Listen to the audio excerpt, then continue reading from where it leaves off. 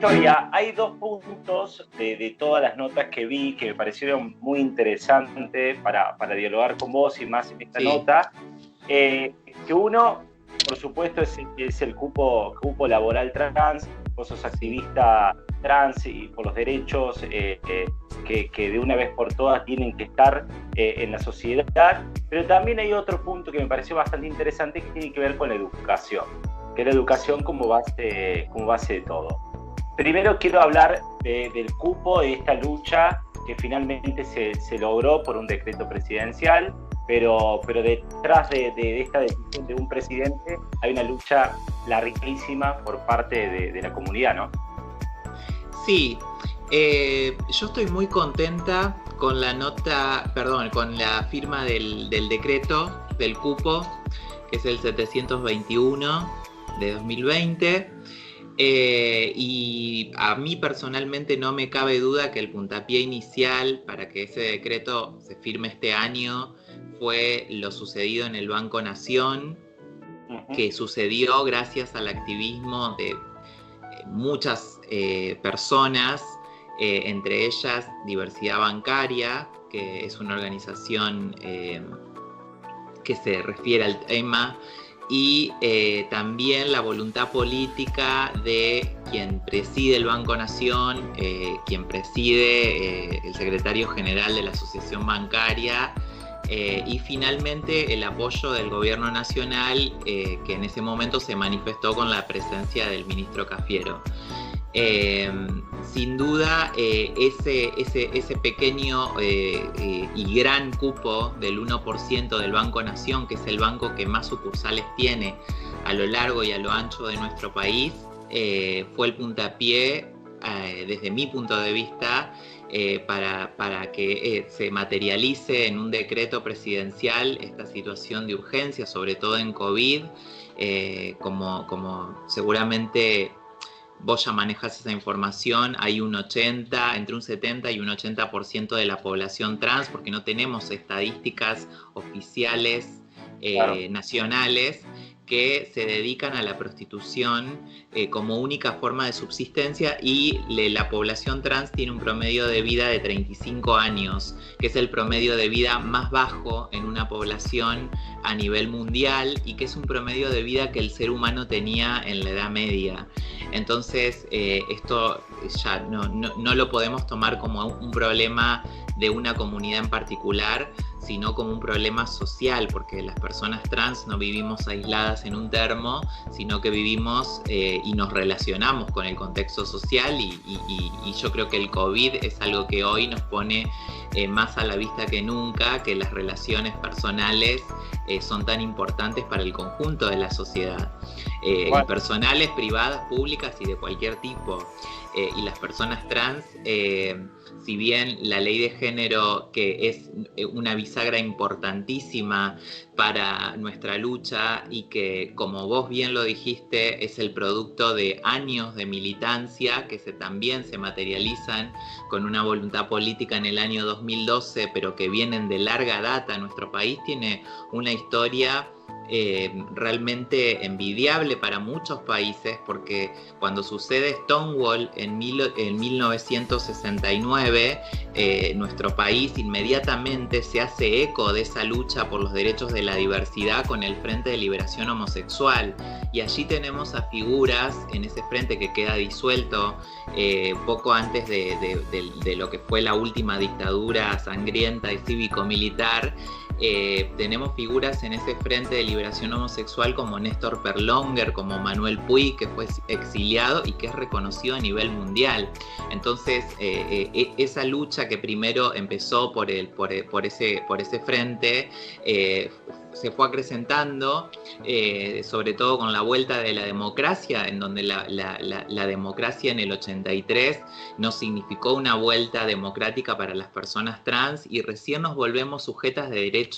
en 2012, cuando se nos reconoce nuestra identidad en la Casa Rosada y se entregan los DNIs, que bueno, ya sabemos que hace poquito también se entregó el DNI número 9000, pero sin duda, y se agradece también ese reconocimiento de que hubo muchas personas en el camino que dejaron la vida para que nosotras hoy estemos paradas en este nivel de derecho. Y respecto del decreto, yo creo que el deseo que tenemos todas las organizaciones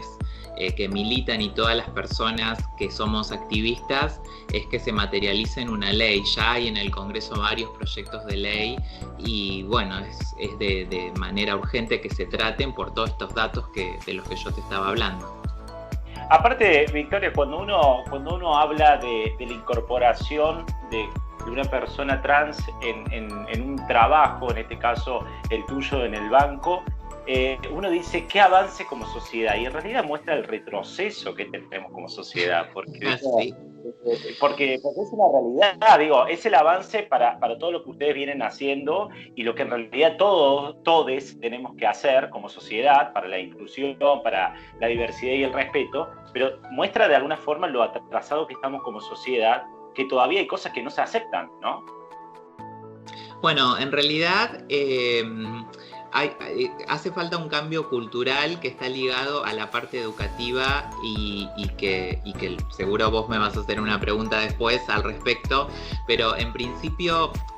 al margen de ese atraso al que vos haces referencia, nuestra ley, en la letra de la ley, es de avanzada en el mundo precisamente porque en la redacción de esa ley participaron las personas que atraviesan esa experiencia junto con les abogados y las personas que se ocuparon de la redacción de nuestra ley. Había presentes personas trans que lograron que la ley se redacte de manera que no se caiga en la binaridad de autopercibir tu identidad en el binarismo de hombre o mujer. La ley en ningún momento hace referencia a las identidades binarias. Sí existe en nuestro sistema registral y en nuestras partidas de nacimiento un sistema biologicista que es una ficción de la medicina, porque sabemos que desde tiempos ancestrales,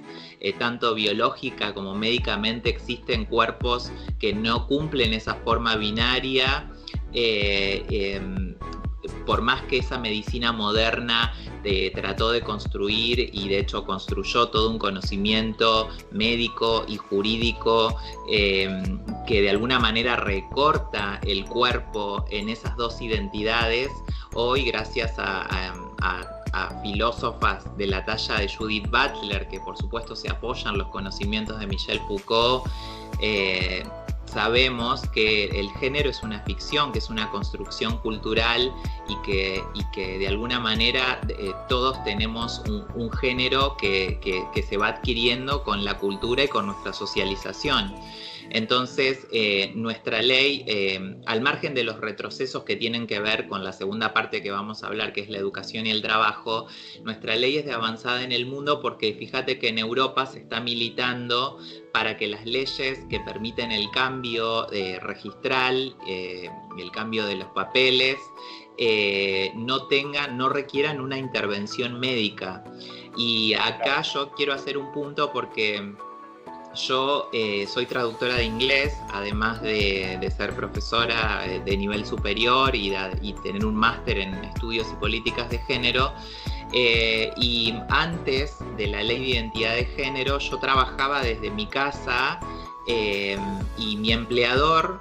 nunca tuvo ningún problema con mi condición trans porque yo estaba encerrada en el ámbito privado trabajando desde mi casa. Pero cuando yo hago una acción judicial en la provincia de Entre Ríos, yo soy entrerriana, y me otorgan el DNI, el Superior Tribunal de la provincia de Entre Ríos me otorga el primer DNI de la provincia en 2011, antes de la ley de la identidad de género. Yo me doy cuenta de que la política es un agente de cambio muy importante, y cuando se hace público, y cuando yo decido hacer público mi caso en los medios provinciales, eso se impactó directamente sobre otras personas que también pudieron acceder a ese derecho. Y finalmente el momento bisagra es el año 2012, cuando se sanciona la ley y todas y todos y todes podemos acceder a ese derecho. Cuando una chica trans entra al Estado le cambia la vida, pero cuando son varias, cambia la sociedad, ¿no? Toda la sociedad. Y esa es una frase de Loana Berkins que yo tuve el honor y el placer de conocer, porque cuando yo me vine a vivir a Buenos Aires, yo estaba haciendo una tesis, yo como soy también docente, por eso veo los dos lados del sistema educativo, trabajé como docente. Una vez que obtuve mi DNI, también dejé de trabajar encerrada en mi casa como traductora y pude trabajar como docente en el nivel medio y entrar al sistema público, o sea, hacer este cambio del que estamos hablando. Entonces, mi tesis de formación pedagógica la hice sobre educación y personas trans. Y parte del trabajo de campo fue entrevistarla a Loana y ahí la conocí. Y ella tuvo mucho que ver con mi ingreso en el Banco Central porque fue quien facilitó mi currículum a la institución. Ella era una activista grandísima y hasta su último respiro estuvo luchando, por ejemplo, por la reglamentación del artículo 11 de nuestra ley que habla del acceso integral a la salud, de la posibilidad de que las obras sociales y el Estado cubran las hormonas. Y realmente se nos estaba yendo de este mundo, pero siempre está porque nos sobrevuela, pero hasta su último respiro ella estuvo realmente haciendo ese lobby para conseguir derechos que realmente ella no los pudo disfrutar, pero que quedaron para nosotras. Y te lo digo con toda la emoción que veo que te provoca, porque a mí me lo provoca. Para mí, haberla conocido me cambió la vida, no solamente por esa posibilidad laboral que ella abrió para mí, yo ya había tenido trabajos formales, sino también porque me ayudó a abrazar mi identidad trans. Ella siempre me ponía en cuestión por qué hablamos, porque yo antes de conocerla a Loana decía, sí, soy femenina, soy una mujer, hacerme las uñas me hace más mujer, tener el pelo así me hace... Y cuando la conocí a Loana Berkins, ella decía, no sé de qué estoy más orgullosa, si de ser travesti o de ser salteña. Y lo mismo aplica para alguien grandiosa que yo admiro muchísimo y que ustedes tienen en Córdoba, que acá lo tengo porque es como mi amuleto, Camila Sosa Villada. Que fue premiada hace poquito. Que es un éxito editorial a nivel mundial, ya podemos decir. Y yo creo que, bueno, Camila tranquilamente podría residir en la capital y ella ha elegido establecerse en Córdoba capital, o sea que también creo que ese orgullo del que hablaba Loana, no solamente es el orgullo de ser cordobesa, sino también de ser travesti. Y en esto de ser travesti, el cuerpo travesti en el espacio público incomoda, digo la palabra incomoda entre comillas, porque incomoda para mal y para bien, para mal en algunos y para bien en otros, incomoda porque realmente tira por muerta las teorías binarias sobre el cuerpo y la sexualidad. Es decir, nosotras somos de alguna manera una prueba viviente de que hay distintas formas de habitar un cuerpo y que también hay formas de transicionar sobre ese cuerpo, porque hay personas que han reconocido o que han podido salir de ese encorsetamiento cultural a los 60 años. Hay inclusive un caso de una excombatiente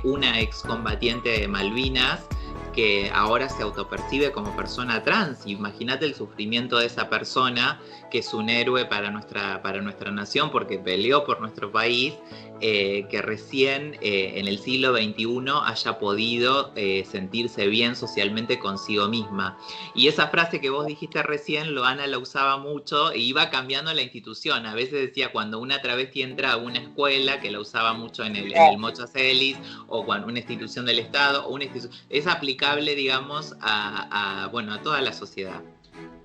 Qué bárbaro, qué bárbaro. Y cuántas que han quedado en el camino, como bien decías vos, sin poder ser quien se autopercibió ser, ¿no es cierto? Y no lo pudo lograr, ¿no? Es muy interesante lo que decías, y aparte la importancia de la lucha, esta cosa de lucharla desde el interior, que a veces hay una cierta ignorancia en el interior, en la sociedad, de desconocimiento, falta de educación, digo. qué importante, y acá un poco empezamos a tocar el otro terreno, me parece clave, porque la educación, sobre todo para los chiques que están en la escuela y que necesitan conocer cómo es el mundo y romper con los estereotipos y con las estructuras que tantos años de alguna forma mostraron una realidad que no existía, digo, qué importante que es para el futuro, porque son claves. Bueno, yo en ese sentido, por eso te decía hoy que he estado de los dos lados, he sido alumna, he cursado todos mis estudios primarios y secundarios en un colegio católico privado de la ciudad de Paraná, muy conocido, y después, bueno, he podido terminar todos los niveles universitarios, y eso ha sido lo que me ha abierto la puerta a las posibilidades laborales, aún sorteando un montón de prejuicios, porque no es que a la primera entrevista que fui conseguí trabajo, sino que tuve que ir a muchísimas. Eso por un lado, la educación te da esa posibilidad, pero también como docente, cuando me paré frente a un aula y frente a adolescentes, nunca tuve ningún tipo de cuestionamiento. Y esto que vos decías de enseñarle, vos lo dijiste perfecto recién, enseñarle a los chicos la vida tal cual es, y no enseñarles, porque la gente que de alguna manera se opone dice no les enseñemos teoría de género, pero en realidad la teoría de género es un reflejo un poco más fiel de la realidad que la teoría binaria heterosexual, o que fila de varones y fila de mujeres, que el rosa y el celeste. O sea, en realidad lo que se enseña en la escuela es a entrar en un molde, que es un molde hoy evidentemente bastante opresivo. Ya a esta altura, inclusive, bueno, como empleada del Banco Central, te lo voy a decir a esto, yo tengo un particular interés en indagar sobre las cuestiones económicas, y aquí en la capital federal ya hay empresas privadas que se dedican, puntualmente el grupo Red para la Diversidad de la Universidad de Itela se dedica a formar a empresas para tener espacios más diversos, y las empresas que participan, o sea, que compran esa membresía en el Estado, por supuesto la capacitación la da el Estado, ahora tenemos un Ministerio de la Mujer, pero las empresas privadas que compran ese tipo de capacitación y de información no la compran porque son filántropos, sino porque la diversidad realmente, y esto está investigado por el Banco Mundial, hay dos investigaciones del Banco Mundial que se llaman el costo global de la homofobia y la transfobia, que llegan a las conclusiones de que la exclusión siempre es más costosa, porque trae problemas sanitarios, porque trae problemas de marginalidad, o sea, siempre la inclusión va a ser menos costosa, y lo estamos viendo también con el COVID. Fíjate que en los países, entre comillas, desarrollados, al reducir en el gasto en salud, están teniendo muchísimos problemas a la pandemia, con miles y millones de muertos. Entonces, realmente eso en las conferencias internacionales como del Banco Mundial, tanto como el G20, una de las recomendaciones más importantes del G20, donde se habla sobre todo de economía, es la inclusión financiera, y la inclusión financiera implica que el sistema considere a todos los seres humanos, y por eso el tema de género es un tema de derechos humanos, y surge después, bueno, del reconocimiento de los principios de Yogyakarta, que forman parte de todos los tratados internacionales a los que se suscribe nuestra Constitución desde 1994. Y también quiero decir, porque hoy estamos muy pendientes de lo que dice la OMS, que la Organización Mundial de la Salud patologizaba la homosexual, que a mí no me gusta esa palabra porque es un término médico, patologizaba la identidad gay hasta 1990 y la identidad trans hasta el 2009. Así que, y hoy vemos cómo la OMS comete errores y corrige con fe de ratas. Entonces, y son organizaciones que vienen de alguna manera desde un verticalismo, desde una postura del mundo hegemónica, y que tenemos que, bueno, obviamente considerar por la trayectoria que tienen, pero también entender que tienen una ideología. Todo está ideologizado. Tal cual. Y algo que recién quería destacar, porque entremezclándolo un poco con entrevistas que vi tuyas, hiciste hace poquito tiempo, la inclusión también como un recurso humano de conocimiento, de trabajo, digo, porque nosotros tenemos en la cabeza que la chica trans y la que baila arriba de un escenario o la que te hace reír, y dejémonos de joder, es decir, un ser humano que aporta millones de otras cosas, que no es solamente eso, ¿no? Bueno, mira, yo particularmente soy bancaria y trabajo en el Museo Numismático del Banco Central, pero conozco chicas trans que son abogadas, conozco chicas trans que se licenciaron en filosofía,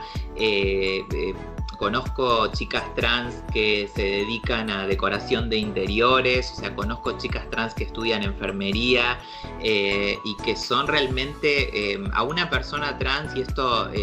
me atrevo a decirlo, le cuesta todo el doble, y son realmente personas que son de excelencia en sus trabajos, así que y muy responsables, así que sin lugar a dudas, o sea, ese aporte al mundo del trabajo. También hoy hay una, yo le digo una filósofa,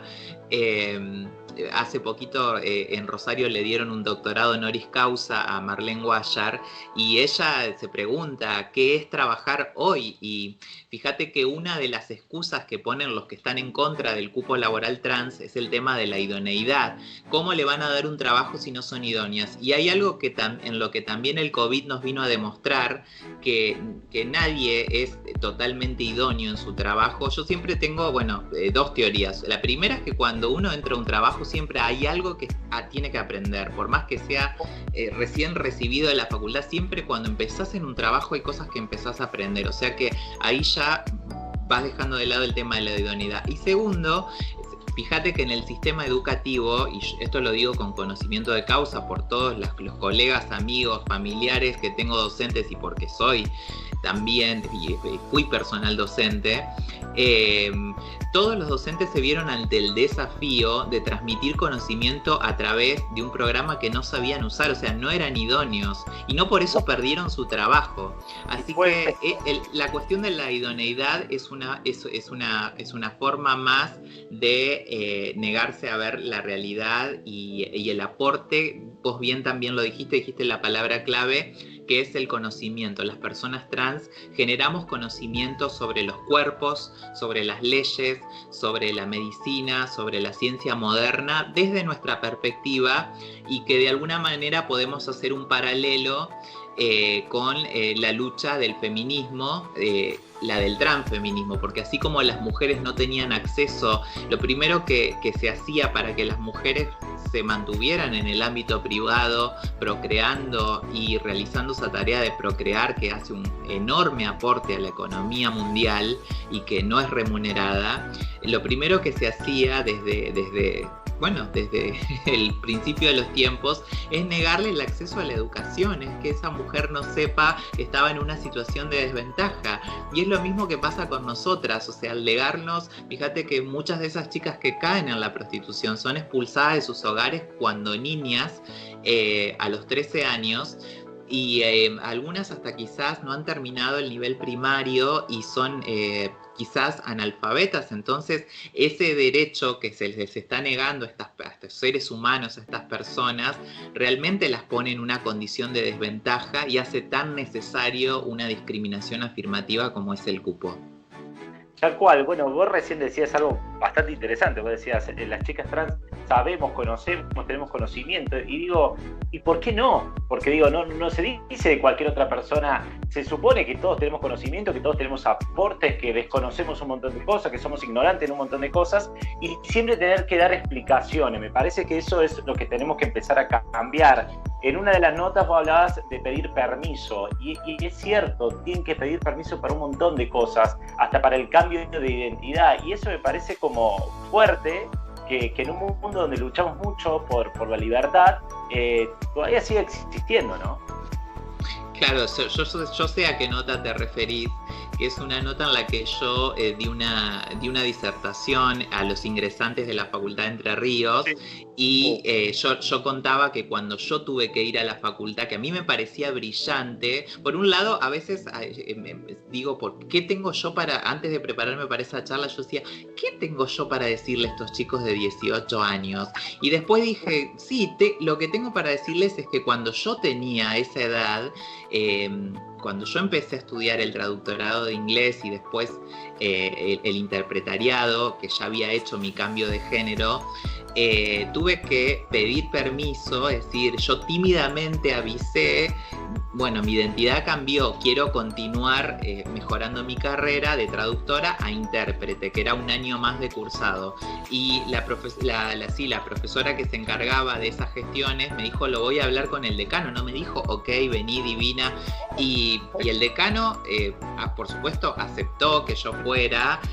pero era una época, más o menos en el año 2004, en la que no existía nada, y por eso qué bueno lo que remarcamos al principio, que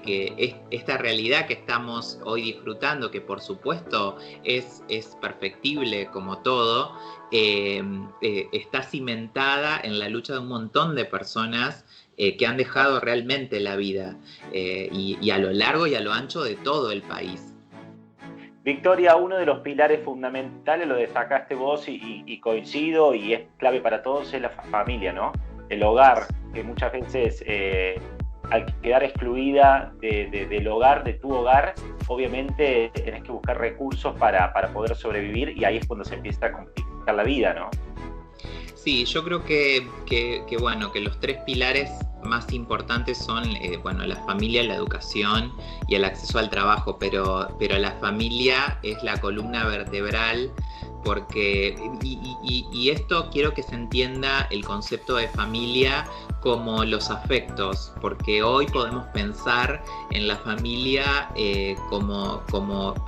personas que elegimos y afectos que nos pueden apoyar en nuestra vida. También las personas trans venimos a cuestionar este modelo de familia burguesa, y uso esa palabra porque realmente viene desde esa época, este modelo de familia burguesa heterosexual que tiene unos determinados objetivos económicos que nacen con la Revolución Francesa y con la Revolución Industrial, porque fíjate que en la antigüedad los griegos no le daban gran importancia a la homosexualidad de los grandes filósofos.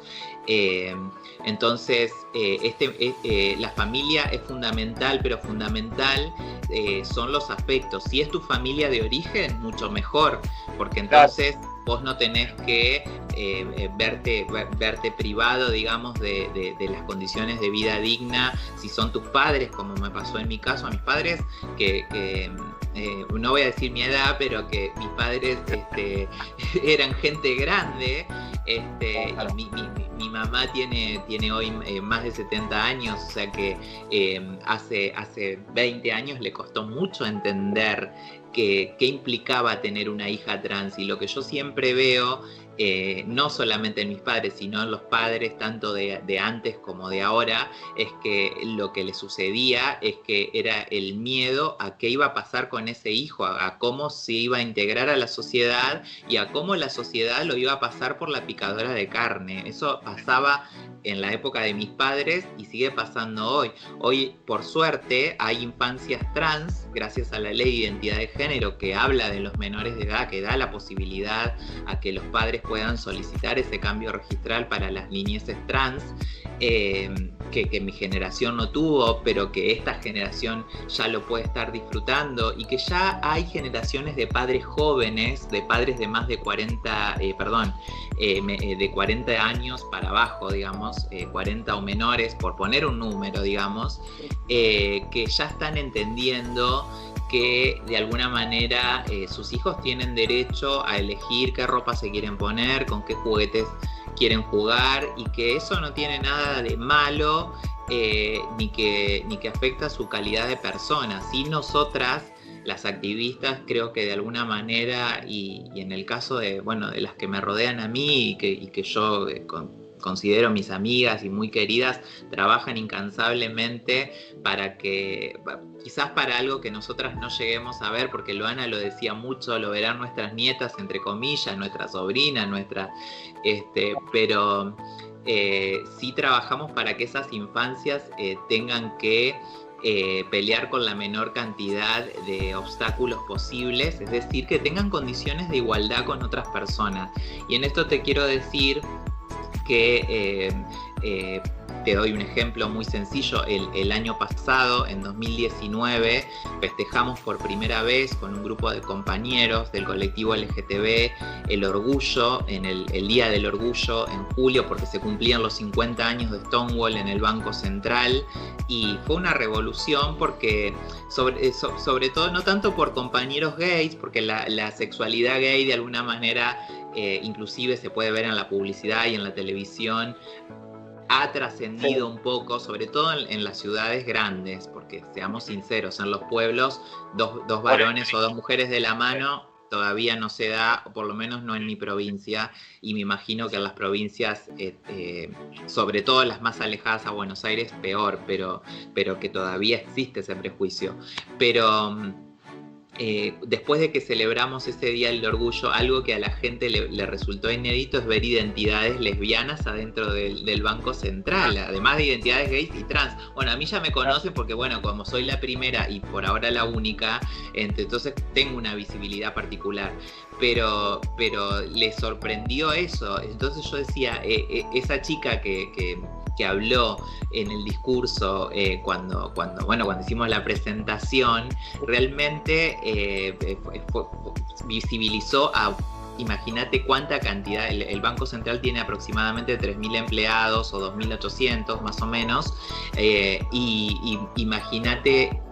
qué importante para todos esos empleados, no porque todas sean lesbianas o porque haya una gran proporción, sino porque capaz alguna es mamá de una niña lesbiana, o porque alguna tiene una hermana lesbiana. O sea, por eso hoy hablaba de esto de la comunidad. Nosotros no luchamos solamente por algo que tiene que ver solamente con nosotras, sino que todos tenemos grupos de relaciones y de afectos que, por ejemplo, supongamos que somos los dos heterosexuales, pero vos tenés una relación con una persona trans. Entonces, si en tu lugar de trabajo eso se hace una conversación amigable, vos vas a compartir tus experiencias con tu ámbito, no sé, en el almuerzo o tomando un café, de manera mucho más natural, y tu trabajo sin duda va a mejorar y va a ser más productivo. Entonces, todos salimos beneficiados, tanto el empleador, ya sea público o privado, como el empleado, porque se ve con una cosa menos que va a tener en la cabeza, que no tener que disimular algo que a partir de algún día, y por eso luchamos y por eso estamos charlando, va a ser cada vez más natural. Claro, eso, ahí estaba el concepto que se venía, naturalizar la libertad de cada uno, básicamente, porque vos no molestás a nadie siendo vos mismo. Y ahí está donde lo que tenemos que aprender como sociedad, y lo que tanto cuesta, ¿no? Sí, naturalizar y no normalizar. Yo soy consciente de que tengo un aspecto físico y de que tengo una pertenencia de clase y de que tengo una formación universitaria, pero también hay miles de tipos de vidas posibles y de colores de pelo habitables y de cuerpos habitables y de experiencias que nos pueden enriquecer como sociedad, nos pueden solo enriquecer. Es decir, yo no sé si este momento de encierro sirve para una introspección o para que el mundo mejore. Realmente sí nos sirve para decir, bueno, hay algo que la heterosexualidad, y esto no son dichos míos, sino que son palabras de Marlene Guayar, la heterosexualidad en el poder ha fracasado, o la presunta heterosexualidad, porque uno no sabe lo que pasa a puertas cerradas. Estos líderes masculinos a nivel mundial, a nivel nacional, a nivel provincial, realmente han hecho del mundo un desastre, porque todavía estamos habitando un mundo pospandémico. Entonces, sería bueno que nos dieran la oportunidad también a las femenidades y a las transfemenidades y a todo el arco del colectivo queer ocupar esos lugares de decisión y de poder, porque seguramente vamos a tener políticas mucho más amigables con el mundo y con el medio ambiente, y eso nos va a afectar a todos. Empezaron por el sector público, ahora hay que seguir por el sector privado. Como decías vos, el 70% de las chicas trans se tienen que dedicar a la prostitución, pues no les queda otra alternativa. A los 35 años es el promedio de vida que tienen, lamentablemente, y un 98% solamente tiene el trabajo formal, si no me equivoco, ¿no? Son números que, si uno se pone a analizar, son bastante graves para los tiempos que corren, y ya a esta altura es algo que lo tenemos que resolver entre todos, ¿no? Más de un 90% no accede al trabajo formal. 98% no acceden al trabajo formal. Es una locura. Exacto, es una locura. Pero además te quiero decir una cosa, no sé si puedo decir marcas, pero hay una que la voy a decir porque todo el mundo la dice, que es, hoy vi una publicidad de Netflix que hablaba de la diversidad, y así podemos nombrar miles de empresas de gaseosas y también bancos que usan la bandera de la diversidad, también marcas de shampoo, etcétera, etcétera, etcétera, que nos usan como consumidores, pero que a la hora de contratar también tienen que contratar a personas trans. Entonces, a mí me parece divino hoy cuando prendí la tele y vi en Netflix que había una publicidad sobre la diversidad. Me parece genial que festejemos, estamos en el mes del orgullo, que en Argentina somos tan particulares en esta parte del mundo que tenemos nuestro propio día, o sea, no lo festejamos en julio como fue en Stonewall, precisamente porque muchos de los militantes, como Carlos Jáuregui, sufrían de la pandemia del VIH, que es algo también de lo que no se habla como si fuera pecado, y de la cual tampoco se ha encontrado una cura. Yo no he visto que la Organización Mundial de la Salud o los países hayan puesto el mismo esfuerzo que en el COVID, y eso es por un prejuicio sexual, porque la pandemia del VIH afecta a toda la sociedad, o sea, no hace una distinción en cuanto a las cuestiones sexuales. Entonces, cuando vemos estas empresas que de alguna manera lavan su cara y su prestigio con la diversidad, y una de las más prestigiosas por ser una empresa inclusiva es la empresa Accenture, por ejemplo, donde yo también tuve la oportunidad de dar una conferencia, es también fundamental que no solamente nos vean como consumidores, sino también como trabajadores, porque que en el supermercado te cobre el producto una chica cisexual o una chica trans no te cambia nada en realidad. Es algo básico y muy fácil de pensar. Por eso hay que pensar, así como yo te estoy diciendo no cambia nada esa mera acción, hay que pensar qué hay en el trasfondo de esa resistencia. Y en el trasfondo de esa resistencia hay un modelo económico de la revolución industrial del siglo XVIII, de la división sexual del trabajo, donde se explotaba mujeres y niños y donde se separaba por supuestos géneros femenino y masculino, y ese es un modelo económico que ya está en crisis. Evidentemente, en pandemia creo que ya está demostrado que ese modelo del capitalismo o esa forma del capitalismo ya no está dando ganancias, sino más bien pérdidas. Entonces es interesante empezar a repensar la economía. De hecho, te lo repito, el Banco Mundial ya ha hecho estudios referidos al impacto de la exclusión en la economía y ha sacado las conclusiones de que la exclusión es más costosa. Así que si queremos ser más rentables, realmente tenemos que tener la inclusión en cuenta, además de para mejorar la calidad de vida como un derecho humano, que eso, bueno, lo doy por descontado. En la diversidad no como una moda, sino como un compromiso, ¿no? Exactamente. Yo creo que vamos avanzando. Yo tengo una postura optimista, pero sí soy sincera en que falta mucho por hacer. A veces yo creo que también es importante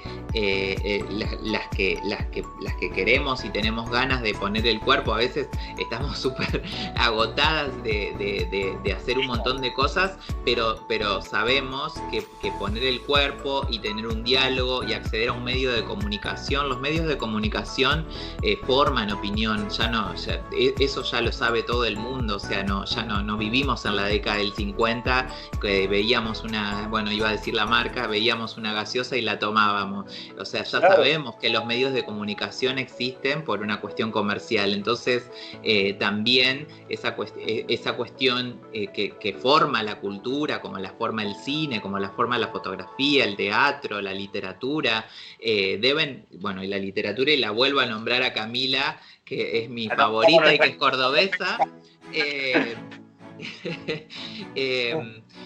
Sabemos que esas formas de transmisión de la cultura tienen que incluirnos porque de alguna manera también ayudan a formar el pensamiento, y me gustó mucho que usaras la palabra naturalizar, porque es importante naturalizar y no normalizar, ¿sí? Claro. Que normalizar sería lo que tenemos que evitar. La normalización en nuestro país se da puntualmente con una figura emblemática como fue Domingo Faustino Sarmiento, que de alguna manera quiso homogeneizar a toda la ola inmigratoria por medio de las escuelas normales, y que trajo sus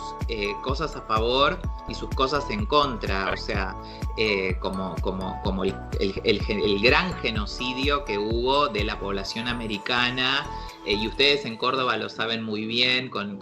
las escuelas jesuíticas y con la expulsión de los jesuitas. O sea, sabemos que había una cultura americana de la que los jesuitas que venían de Europa se enriquecieron muchísimo y que después fue exterminada por esta normalización. Entonces, a la hora de usar ese término, me gustó mucho que usaras la naturalización, porque la idea no es suprimir a otra cultura porque sea presuntamente más débil, porque eso es una mentira. En realidad, toda la diversidad enriquece. Tal cual. Victoria, muchas gracias, pero muchas gracias. No va a faltar oportunidad para que sigamos charlando, porque me encanta y me enriquece también tener este tipo de diálogos y, por supuesto, al medio y a todas las personas que lo puedan ver. Así que muchas gracias. Bueno, yo también te agradezco mucho porque sé que los medios de comunicación son muy importantes para llegar a este objetivo que es que seamos parte de la cultura y de la vida diaria y de la vida digna. Muchas gracias. Un placer enorme.